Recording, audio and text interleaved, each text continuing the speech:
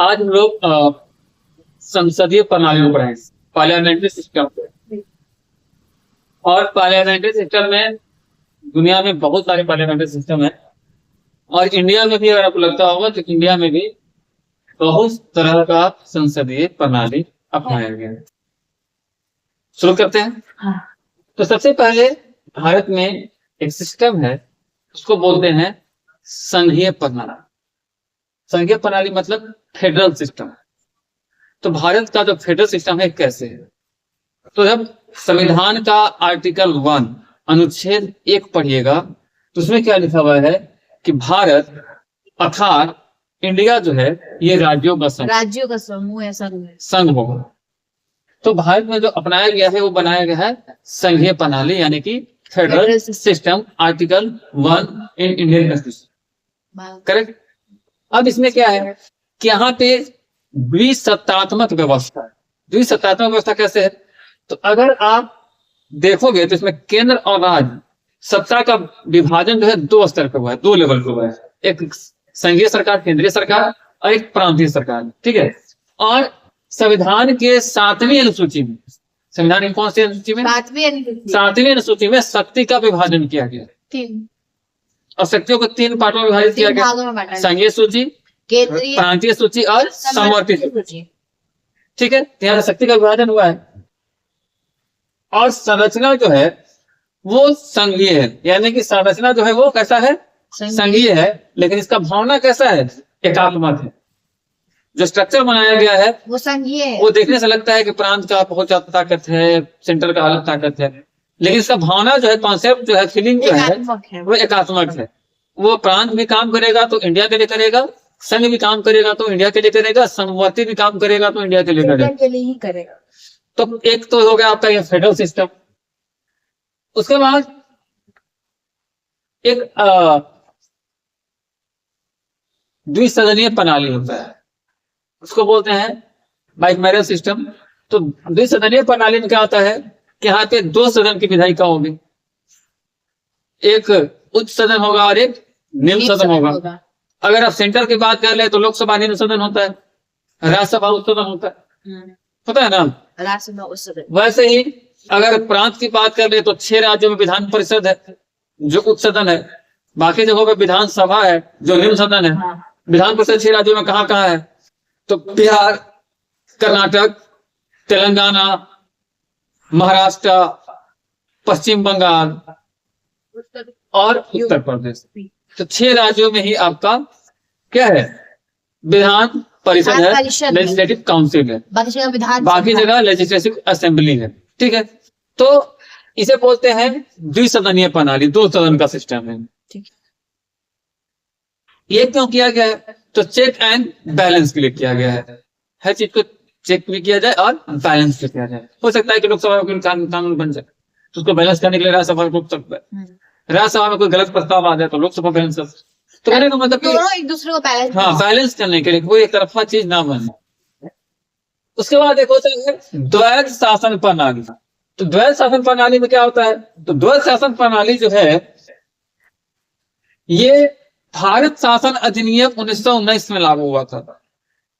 तो द्वैध यहाँ तक क्लियर है कि द्वैध का मतलब क्या होगा, 2। तो 2 तरह का शासन प्रणाली हो गया, यानी कि यहाँ पे जो प्रांतीय विषय हैं इसको 2 भागों में विभाजित किया गया। प्रांतीय विषय को कितने भागों में विभाजित किया गया, 2 भागों में। 2 भागों में विभाजित किया गया। पहला भाग क्या है, ट्रांसफर किए गए विषय, और दूसरा है रिजर्व विषय। ठीक है। ट्रांसफर किए गए विषय का मतलब क्या, मतलब समझे, ट्रांसफर किए गए विषय का मतलब क्या है, और रिजर्व विषय का मतलब क्या है। तो भारतीय मंत्रियों के द्वारा 1919 में किसकी सरकार थी, अंग्रेजों की सरकार थी। हाँ। तो भारतीय मंत्रियों के द्वारा संचालित जो विधानमंडल के प्रति उत्तरदायी था, वो यहाँ पे जब ट्रांसफर किया जाता तो उसको ट्रांसफर किया गया विषय कहा जाता था इस सदन में।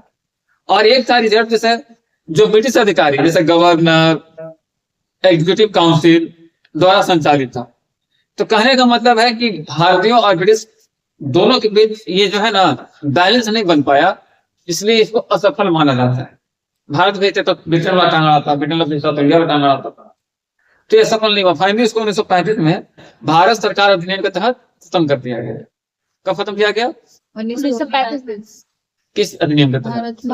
भारत सरकार अधिनियम के तहत। तो आप लोग सो लिख नहीं रहे हैं, और ना आप लोग ये लिखे कि ट्रांसफर किए गए विषय का अर्थ क्या होता है, और ना ही आप ये लिखे कि रिजल्ट विषय का अर्थ क्या होता है।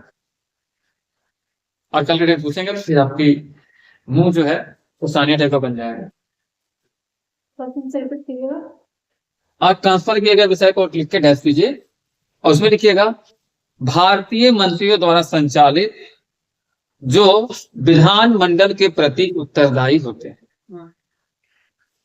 और दूसरा है रिजर्व विषय, तो ब्रिटिश अधिकारियों under bracket governor executive council bracket बंद द्वारा संचालित ये होगा रिजर्व। हाँ, लेकिन दोनों के बीच विवाद कारण प्रणाली असफल। ये और भी दोनों के बीच में हमेशा से विवाद अब अगला टॉपिक है एकल एकीकृत न्यायिक प्रणाली, सिंगल इंटीग्रेटेड जुडिशियल सिस्टम। तो न्यायपालिका केंद्र और राज्य दोनों के लिए एकीकृत है, ठीक है। और एक पदानुक्रम है, नीचे से ऊपर जाता है, ऊपर से नीचे आता है, सिस्टमेटिक है, ऐसा नहीं है कि कोई कहीं जा सकता है, पदानुक्रम है। सबसे ऊपर क्या है? तो सुप्रीम कोर्ट है। सुप्रीम कोर्ट का पावर आपको आर्टिकल 124 से 147 है, तो पिछले क्लास में पढ़ चुके हैं। उसके बाद हाई कोर्ट आता है, उसके बाद आता है सब ऑर्डिनेट कोर्ट्स, अधीनस्थ न्यायालय जो जिला में होता है। और ये पूरे भारत में न्याय व्यवस्था को एकरूपता देने का भाव है। तो एक टॉपिक ये हो गया, लिख लिया आप लोग पढ़ने आए कि कॉपी बंद करके सुनने आए?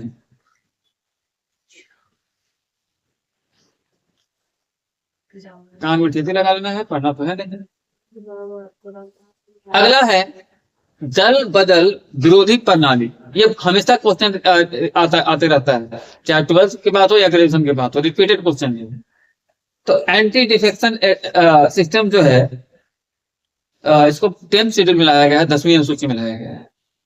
और 52वें संविधान संशोधन 1985 के द्वारा इसको जोड़ा गया है। 1985 में एक संविधान संशोधन किया गया, इसको 52वां संविधान संशोधन कहते हैं, 52 कॉन्स्टिट्यूशन अमेंडमेंट, और उसके द्वारा जोड़ा गया। किसको जोड़ा गया? दल बदल अधिनियम को 10वें अनुसूची में। इसमें क्या है कि पद या पैसे के से प्रेरित राजनीतिक दल बदल को रोकना।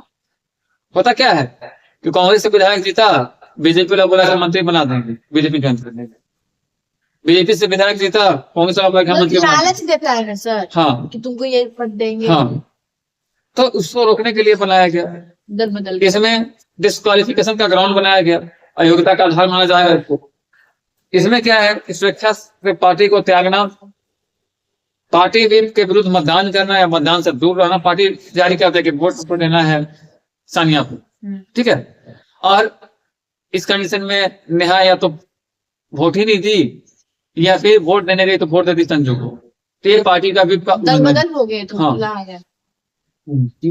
अगर देने नहीं भी गई तो ये भी रूल का उल्लंघन माना जाए। देने गए भी तो थोड़ा पार्टी किसान दे दी तो ये भी उल्लंघन माना जाए। तो इसमें जो होता है डिसाइडिंग ऑथोरिटी जो होता है वो सदन का अध्यक्ष होता है, सभापति होता है, मान लो विधायक है तो विधानसभा अध्यक्ष, सांसद है तो लोकसभा अध्यक्ष, इनकी सुनवाई वहां होगी। तो लोकसभा। अब उसके बाद एक आता है समिति प्रणाली, कमेटी सिस्टम इसको बोलते हैं। तो इसका उद्देश्य है कि विधायी और वित्तीय मामलों का विस्तृत जांच करना। इसमें बेसिकली दो टाइप्स होते हैं, एक अस्थायी समिति होती है जिसको स्टैंडिंग कमेटी बोला जाता है, जैसे लोक लेखा समिति, इसमें एग्जांपल तुम दे सकते हो। और एक होता है तदर्थ समिति, एड हॉक कमेटी, तो ये स्पेशल कार्यों के लिए, विशिष्ट कार्यों के लिए ही बनाई जाती है। एक होता है कैबिनेट सिस्टम, कैबिनेट प्रणाली। तो इसकी विशेषताएं क्या है? तो ये मंत्रिमंडल या सामूहिक के द्वारा सामूहिक निर्णय लिया जाएगा। एक मंत्रिमंडल की बैठक होगी, कैबिनेट होगी, और कैबिनेट के मिनिस्टर जो होंगे वही डिसीजन लेंगे। ये कैबिनेट का एक रूल पास हो जाएगा। इसमें प्रधानमंत्री जो होता है कैबिनेट का मुखिया होता है संघ में, और मुख्यमंत्री राज्य में होता है। और इसमें सामूहिक जिम्मेदारी दी गई आर्टिकल 75 के तहत। आर्टिकल 75 नहीं, आर्टिकल 75 775 7075 1775 बे आर्टिकल 17 कहाँ से आर्टिकल टोटल 470 अनुच्छेद है तो 1775 कहाँ से बोले हैं? आप फिर से बोलिए अनुच्छेद अनुच्छेद 75 17 और 5 75 अनुच्छेद 75 के तहत अनुच्छेद 75 तो 75 तो बोले ही थे आर्टिकल 75 इसमें क्या होता है? आर्टिकल 75 में क्या होता है? सामूहिक जिम्मेदारी मिली है, ठीक है। कार्यवाही की गोपनीयता बनाई रखी जाएगी, जो भी कैबिनेट डिसीजन होगा उसको बाहर लीक नहीं करना है, और कैबिनेट जो होगा उसकी सॉलिडिटी यानी कि एकजुटता भी बनाए रखनी है। उसके बाद एक है इलेक्टोरल सिस्टम, चुनावी प्रणाली। तो इसमें सार्वभौमिक व्यस्त मताधिकार दिया गया, 18 वर्ष से जो भी ज्यादा लोग होंगे वोट दे सकते हैं। और ये किस आर्टिकल में दिया गया है? आर्टिकल 26 326 के तहत जो आपको मताधिकार दिया गया है, किस अनुच्छेद के तहत है? 26 326 326। और भारतीय चुनाव आयोग किस आर्टिकल के अंतर्गत आता है? तो 324 324 के अंतर्गत। इसके लिए लोकसभा, राज्यसभा, राज्य विधानमंडल, राष्ट्रपति, उपराष्ट्रपति सबका चुनाव होंगे। उसके बाद पंचायती राज व्यवस्था, पंचायती राज 73वें संविधान संशोधन 1992 के तहत। और इसमें 3 लेयर सिस्टम डेवलप किया गया, त्रिस्तरीय संरचना बनाई गई है, जिसमें ग्राम पंचायत होगा, पंचायत समिति होगा, जिला परिषद होगा, और सत्ता का विकेंद्रीकरण यहाँ पे दिखता है। तो ये आपका सिस्टम हो गया। कुछ और सिस्टम है, जैसे प्रमुख संसदीय प्रणालियां में आता है न्यायपालिका, नगर पालिका प्रणाली। तो म्युनिसिपल सिस्टम जो है इसका 74वां संविधान संशोधन 1992 द्वारा पारित हुआ। 73वां में पंचायत था, 74वां में नगर निगम है, नगर पालिका है। और इसमें क्या है? शहरी स्वशासन की संस्थाएं बनानी है। सर सबसे पहले नगर निगम का स्थापना कहाँ किया गया था? मतलब कि कहाँ पे स्टार्ट किया गया था? राजस्थान में। वहां तो पंचायत चुनाव हुआ। महाराष्ट्र शहरी स्वशासन संस्थाएं, अर्बन सेल्फ गवर्नमेंट सिस्टम यहाँ पे है। इसमें क्या होगा कि नगर पंचायत यानी जो छोटे शहर है को नगर पंचायत का दर्जा दिया जाएगा। नगर परिषद होंगे जो मध्यम शहर है जिनको नगर परिषद या नगर पालिका कहते हैं, और जो बड़े शहर होंगे उनको नगर निगम बोला जाए। बड़े शहर को नगर निगम और उधर को नगर पालिका। ये सब डिसाइड होगा पॉपुलेशन के आधार पर, ठीक है। उसके बाद आरक्षण प्रणाली, यानी कि इसको बोलते हैं पॉलिटिकल रिप्रेजेंटेशन, राजनीतिक प्रतिनिधित्व। तो संसद और राज्य के विधानसभाओं में कुछ सीटें आरक्षित होती हैं, एसटी के लिए और एससी के लिए, शेड्यूल ट्राइब के लिए और शेड्यूल कास्ट के लिए। तो ये आर्टिकल 330 से 334 तक इसका वर्णन है। अनुच्छेद 330 से 334 तक इसका वर्णन किया गया है। इसका उद्देश्य क्या है? तो राजनीतिक में समावेशन करना, यानी कि सबका समान इंक्लूड कंक्लूड करना, और सोशल जस्टिस सुनिश्चित करना इसका मेन है। तो पॉलिटिकल इंक्लूजन और सोशल जस्टिस इसका मुख्य उद्देश्य है। एक है जुडिशियल रिव्यू सिस्टम, न्यायिक समीक्षा। तो न्यायिक समीक्षा क्या है? तो यहाँ पे कानूनों की समीक्षा करने के लिए न्यायपालिका को शक्ति दिया गया है, और ये है आर्टिकल 13, 32 और 226 ये 3 के तहत है, जिसमें सबसे लैंडमार्क केस माना जाता है किसान भारती केस 1973, जो कि केरल सरकार और एक व्यक्ति के बीच में हुआ। अच्छा, इसमें क्या हुआ? और ये एक अलग चैप्टर, इसको डीप से पढ़ना होगा। और जो संसद है वो मौलिक अधिकार में संशोधन नहीं कर सकते, पहले संसद बोला था। बट एक्चुअली क्या है कि यहाँ पे इसको डीप में इसलिए पढ़ना होगा कि केशवानंद भारती केस में ये डिसीजन आया था कि जो फंडामेंटल राइट्स हैं उसमें कोई भी चेंजेस नहीं किए जा सकते। लेकिन बाद में इमरजेंसी के बाद जब एक और केस आया, एग्जैक्टली याद नहीं आ रहा है, तो उसमें डिसीजन को पलटा गया है। चेंज कर सकते। तो समय समय पर परिस्थितियां अलग अलग आती हैं और उसके हिसाब से डिसीजन होता है, लेकिन इसको लैंडमार्क केस माना जाता है। इसमें सरकार की पावर को चैलेंज जो केशवानंद भारती ने किया था था, वो काफी लैंडमार्क केस है। मतलब इससे बड़ा केस नहीं है। आपको जब भी पॉलिटिकल पढ़ना है तो इस केस के बिना पॉलिटिकल नहीं होगा। देखिए इसमें क्या है कि फंडामेंटल राइट में हम लोग का चेंजेस इसको पूरी डीप स्टडी करना होगा। आप इसको एमसीक्यू स्टाइल नहीं पढ़ सकते। और ये यूपीएससी के लिए बहुत ही है। और यूपीएससी नहीं, अगर आप पॉलिटिकल साइंस के फील्ड में तो इसको तो पढ़ना ही है, कोई उपाय नहीं है। ठीक। चाहे आप 11th में हो, 12th में हो, ग्रेजुएशन में हो, पीजी में हो, या यूपीएससी का तैयारी कर रहे हो, ये लैंडमार्क केस है। ये इससे रिलेटेड क्वेश्चन नहीं आया, समझो कि जो तुम्हारा क्वेश्चन सेट किया है वो टीचर ही नहीं। ये एकदम हर हाल में आया क्वेश्चन। अभी तुम लोकेशन में गए हो ना, 400 लोकेशन है, कभी ना कभी देखना है क्वेश्चन तुम पाई जाएगा 400, चाहे जब है। या अभी आप एनटीपीसी की बात कर रहे थे या एसएससी की बात कर रहे थे, रिपीटेड क्वेश्चन है। तो किसान भारतीय केस को तो आपको पढ़ना ही पड़ेगा, आपको सोचो कि एमसी को में निपटा दे तो मजा नहीं आएगा। उसके बाद है लोकपाल और लोकायुक्त प्रणाली, लोकायुक्त सिस्टम। तो इंडिया में इसको अडॉप्ट किया गया तब 2013 में मनमोहन सिंह सरकार ने सिस्टम में करप्शन को रोकने के लिए लोकपाल और लोकायुक्त की नियुक्ति, और ये सबसे पहले स्वीडन में लागू हुआ था। और स्वीडन में लागू हुआ था 1809 में, लेकिन भारत में लागू कब होता है? 2013 में। लोकपाल जो होगा वो केंद्र सरकार का होगा, वहां के भ्रष्टाचार को रोकने का काम करेगा, और लोकायुक्त जो होगा वो राज्य सरकार के लिए होगा। ये विधायक पे, सरकारी अफसरों पे नजर है। 1809 स्वीडन में सबसे पहले लोकायुक्त का सिस्टम स्टार्ट हुआ था 1809, और इंडिया में आता है 2013। 2013 हाँ तो है।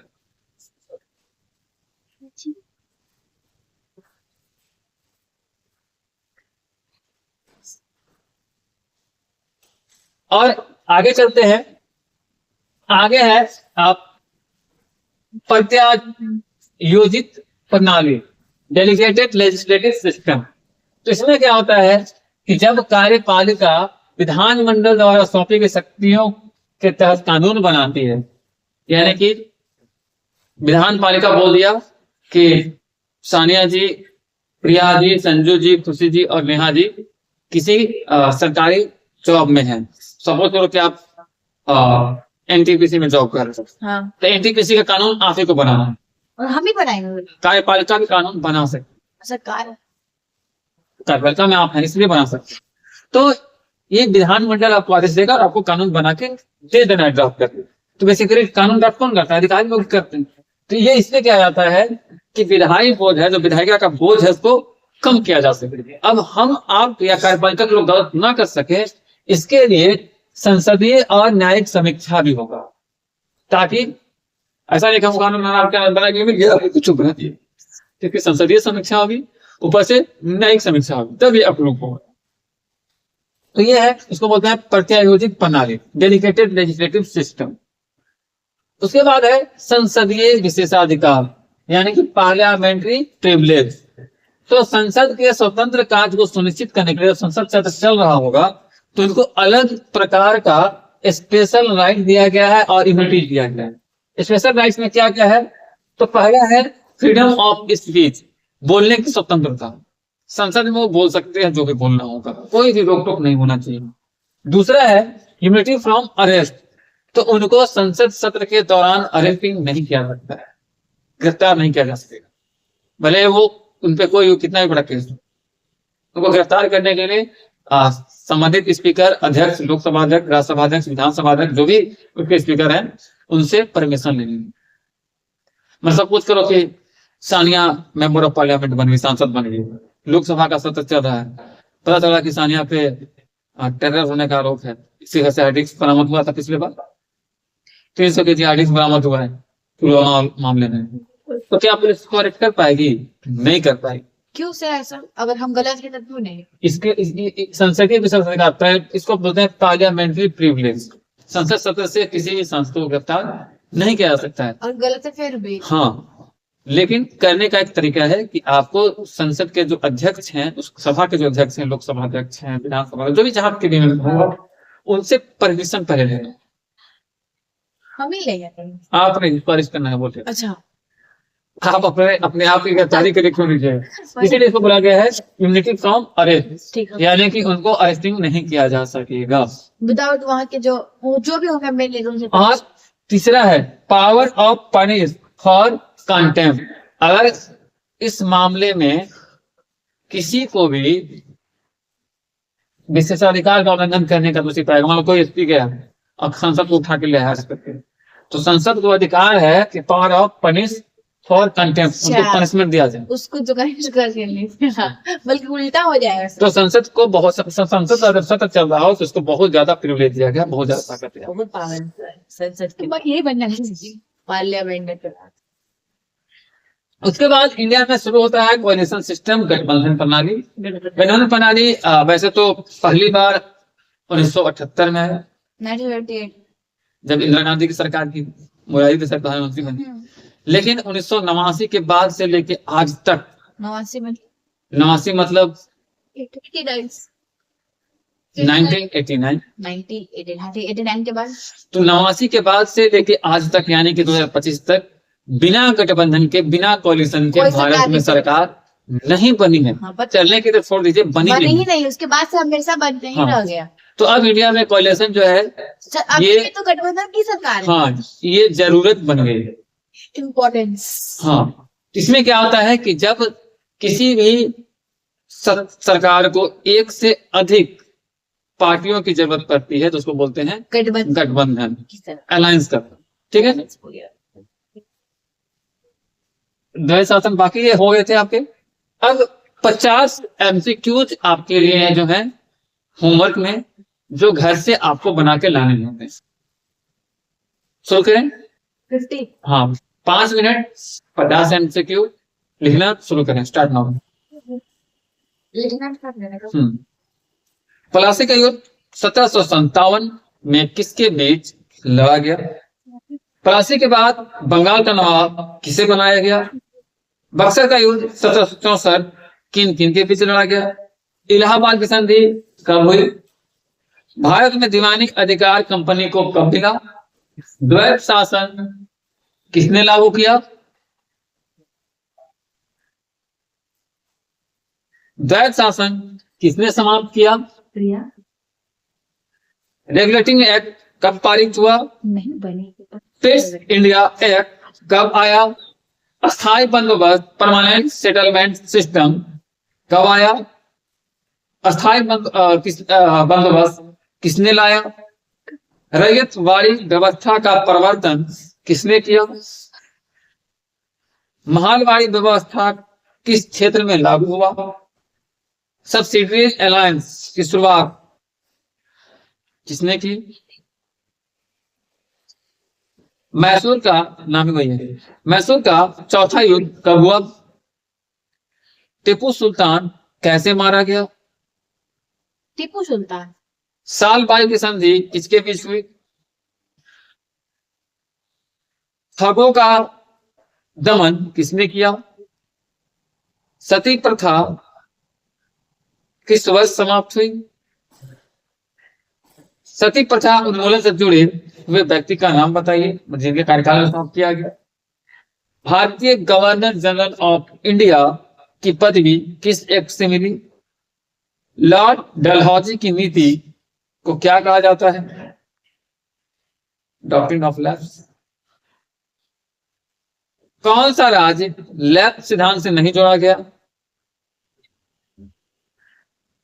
अवध का विलय किस कारण से हुआ?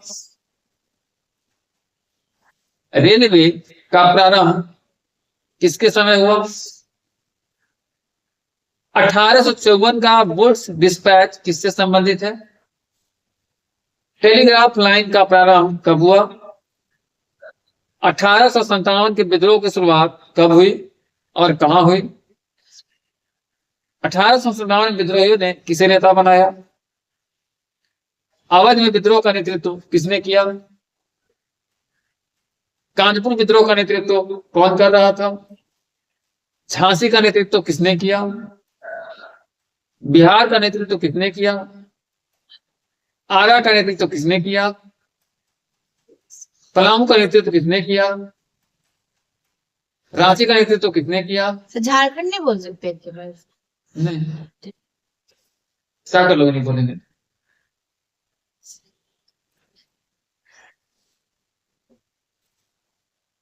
मेरे क्या चाहते हैं कि 10 रुपए में की कुछ हो जाए, झारखंड में गोलदाम हो जाए।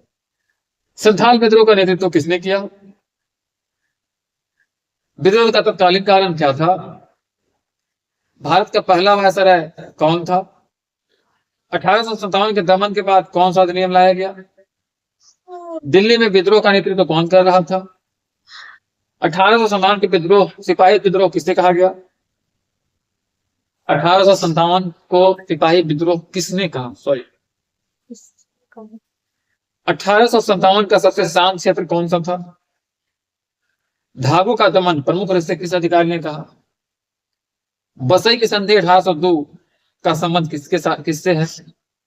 अमृतसर की संधि 1809 किससे हुई थी? 1813 चार्टर एक्ट द्वारा क्या समाप्त किया गया? 1833 चार्टर एक्ट ने क्या समाप्त किया?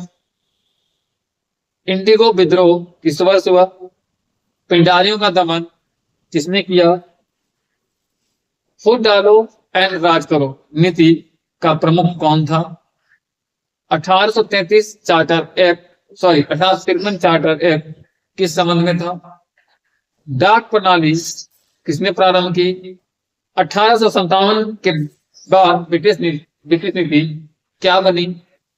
और ये थे आज के आपके गृह कार्य, जो कि आपको बना के लाना अनिवार्य है। Thank you.